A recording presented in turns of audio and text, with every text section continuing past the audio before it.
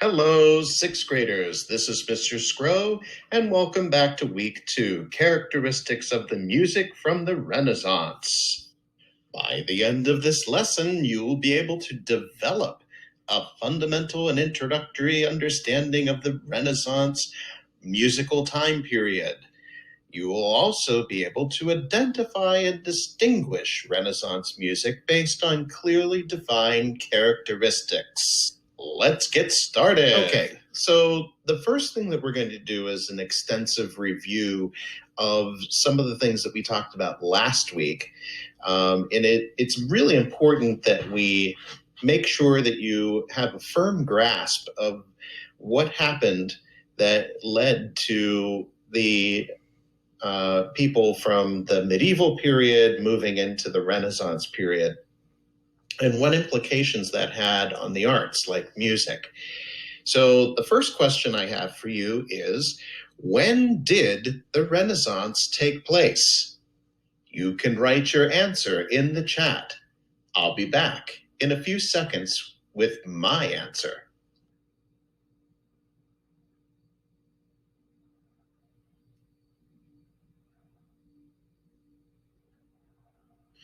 Another name for the medieval period is the Dark Ages, because of the lack of scientific and cultural advancement at the time. Most historians recognize the beginning of the Renaissance around 1400.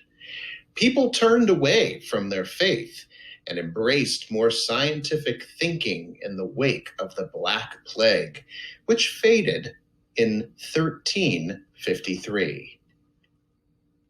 The one-word definition for the Renaissance is, write your answer in the chat, and I'll be back with my answer.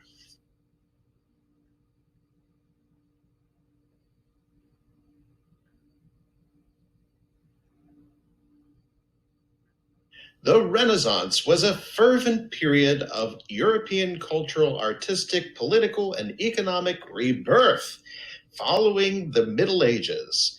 The Renaissance promoted the rediscovery of classical philosophy, literature, and art. Some of the greatest thinkers, authors, statesmen, scientists, and artists in human history thrived during this era, while global exploration opened up new lands and cultures to European trading and commerce. The Renaissance is credited with bridging the gap between the Middle Ages and modern-day civilization. Which civilizations did Renaissance thinkers want to have a throwback to? Write your answer in the chat, and I'll be back with my answer.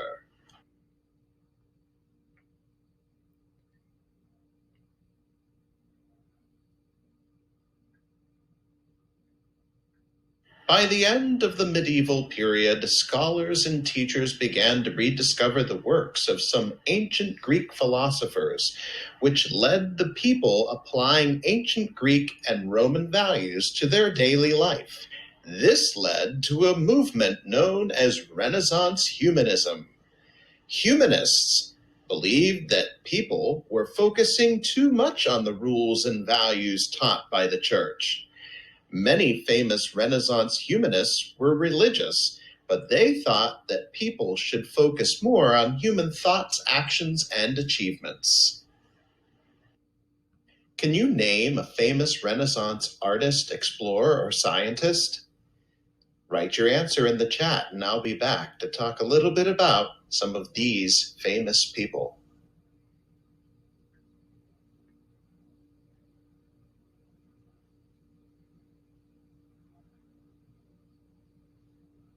England's national poet and the most famous playwright of all time, William Shakespeare, was celebrated for his sonnets and plays like Romeo and Juliet.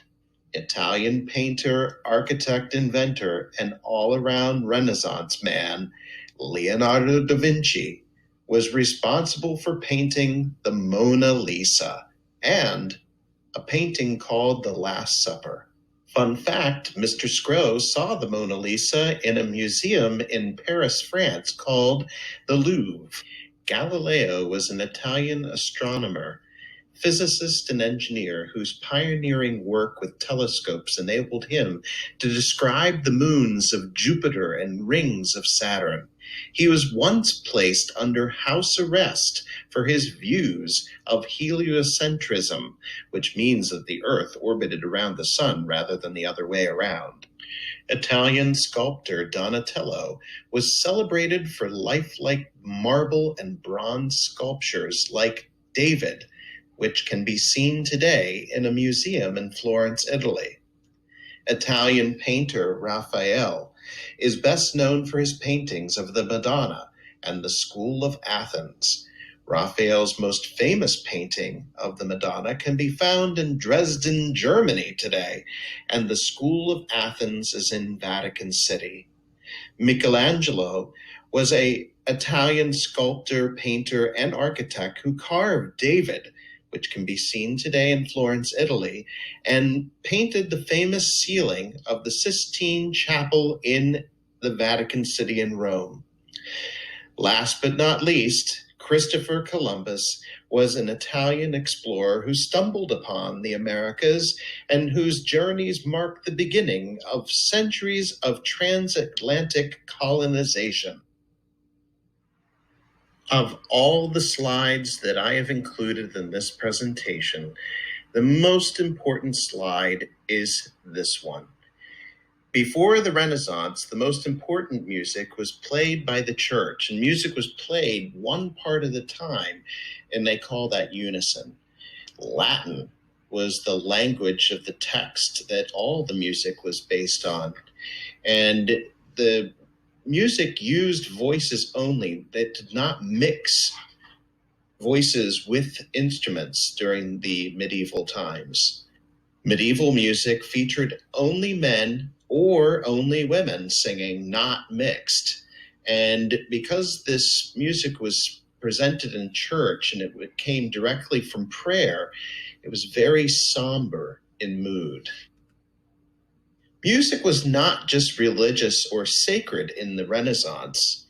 Secular, non-religious music was just as important. Music from the church borrowed characteristics of secular music and vice versa. Music was still based on modes rather than major and minor keys as it is today. The texture of Renaissance music becomes richer and complex, with 4 or even more independent parts being performed simultaneously. These interweaving melodic lines, a style called polyphony, is one of the defining features of Renaissance music. In fact, polyphony is so important that we are going to spend some time over the next few weeks creating our own polyphonic music together. One of the best examples of polyphony is the madrigal, a secular music style where 3 to 6 singers sang different melodies at the same time. Religious music moved on from the simple monophonic melodies of the Gregorian chant to employ the use of many voices in masses and motets. The text of the music expanded to include the everyday languages of the people, such as English, French, and even German, when Martin Luther broke away from the Catholic Church to create the Protestant Church. Vocal music was still more common in the Renaissance, but you will hear instrumental music begin to rise, including the mixing of instruments and voices together. Mixed voices of men and women was more common in the Renaissance. As music making became more accessible to common people, the text of the music was no longer just about religion, but included subjects of love and celebration. The invention of the printing press in 1439 meant that Renaissance composers' music was enjoyed by a much wider audience. As I mentioned earlier, we are going to spend considerable time on polyphonic music in the coming weeks. For the rest of this period, we are going to play a Kahoot to practice your new Renaissance knowledge. This Kahoot not only includes facts about the Renaissance, I am also going to ask you to use your new listening skills to distinguish between music of the medieval and Renaissance periods. In other words, some of the questions include music, and I will ask you to decide whether the music comes from the medieval period, the Renaissance, or something else. Let's get started.